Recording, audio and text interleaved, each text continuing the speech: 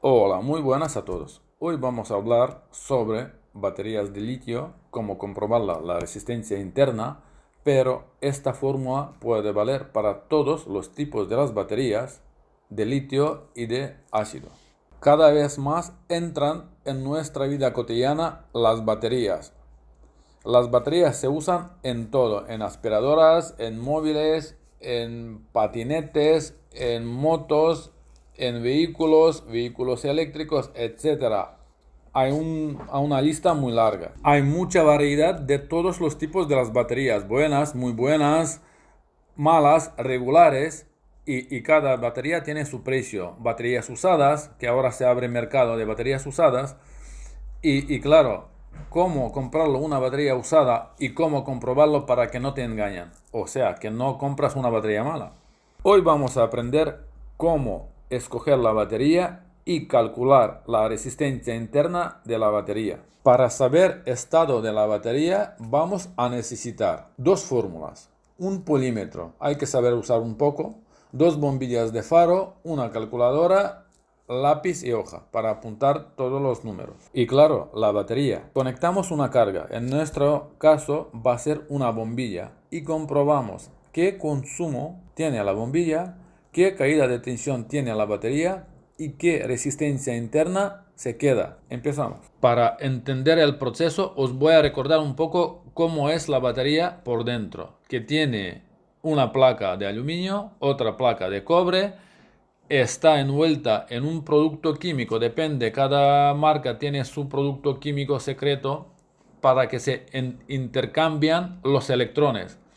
Y la velocidad de intercambio de los electrones que no se atascan entre la capa de producto químico, entre las placas, es el R o la resistencia interna de la batería. Más rápido o menos caída de tensión tiene la batería.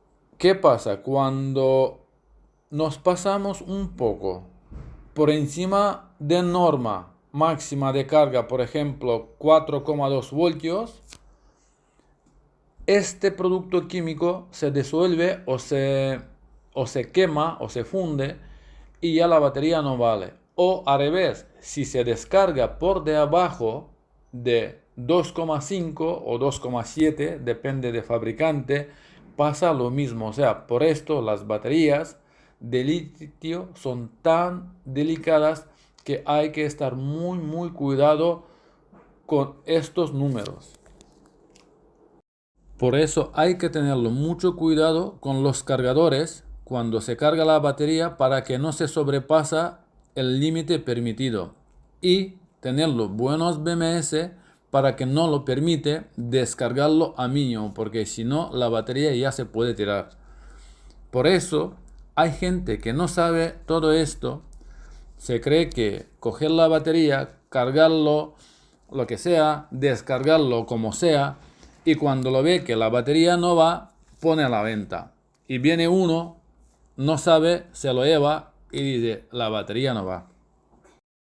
Con las baterías de ácido pasa lo mismo, que se carga y se descargan las baterías y están mojadas o metidas dentro de electrolito o en gel, depende, pero la sistema es la misma. Cada vez que cargamos la batería, los electrones se atraen a la placa y se hace como una capa de cemento. Y cuando ponemos a cargar, el ácido esto que se pone como cemento, se deshace. Pero si no hay un buen cargador y no hay un buen uso de la batería, estas capas al final se acumula, que se llama memoria, una tras otra, al final se hace tantas capas que el corriente no puede atravesar todo esto y la batería se llama sulfatada, o sea, que las placas están sulfatadas y la batería ya prácticamente ya no vale. Pero en caso de sulfatación, la batería se puede reanimar, se puede restaurar, podemos decir. Pero con baterías de litio, esto ya una vez cuando se pierde la química, la batería ya no vale. Empezamos con la primera fórmula. Primera fórmula. R, resistencia interna igual voltios iniciales. Restamos voltios con carga y dividimos en delta I, que son amperios. Empezamos la medición. ¿Qué necesitamos? Primero, la batería debe que estar a subcarga nominal. Con multímetro comprobamos la tensión y apuntamos. Conectamos la primera carga. En nuestro caso va a ser una bombilla de 5 amperios. Comprobamos la tensión antes de conectar la bombilla.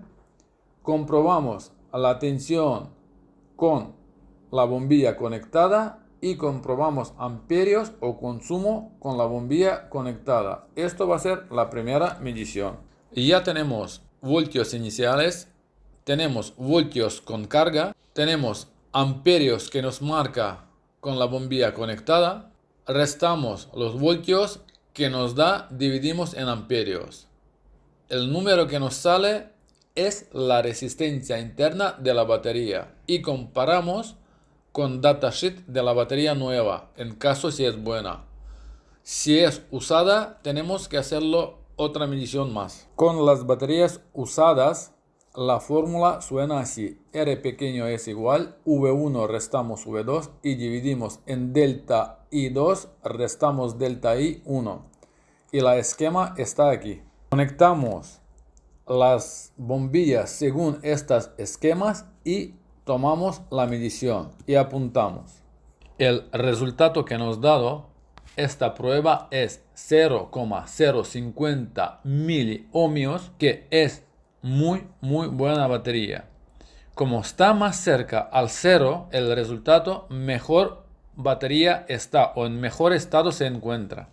Por eso, para comprobar las baterías usadas no es suficiente comprobar los voltios o solamente amperios, porque si la batería suponemos que es de 200 amperios y 48 voltios y dices, esta batería va a durar toda la vida, y si no comprobamos la resistencia interna, la batería puede ser que cuando conectáis un motor en una bici eléctrica o en un patinete a par de acelerones, la batería se descarga. Eso quiere decir que no tiene resistencia interna. Por eso es tan importante comprobarlo las tres mediciones que hemos aprendido.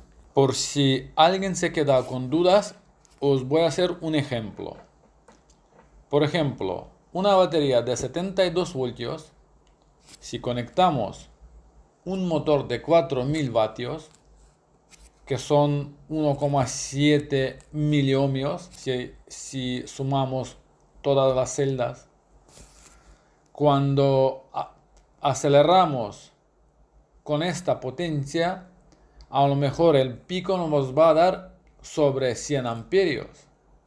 ¿Qué caída de tensión nos da? ¿Vosotros sabéis? Pues yo sí. Acudimos otra vez a lápiz, fórmula y calculadora.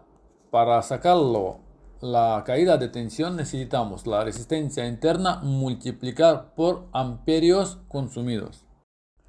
100 amperios de pico multiplicamos por 0,017 miliohmios nos da 1,7 voltios.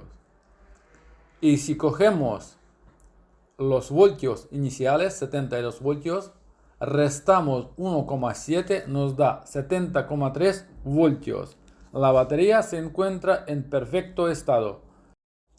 Pues con esta fórmula ya podéis sacarlo bastante provechos más. No solamente de la caída de tensión, porque luego también podéis saberlo con qué consumo.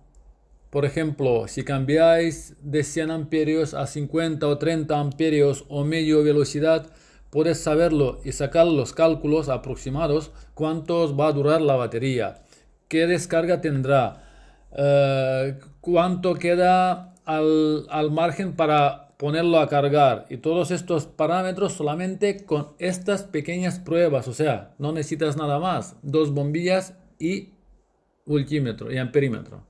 Espero que os guste el vídeo.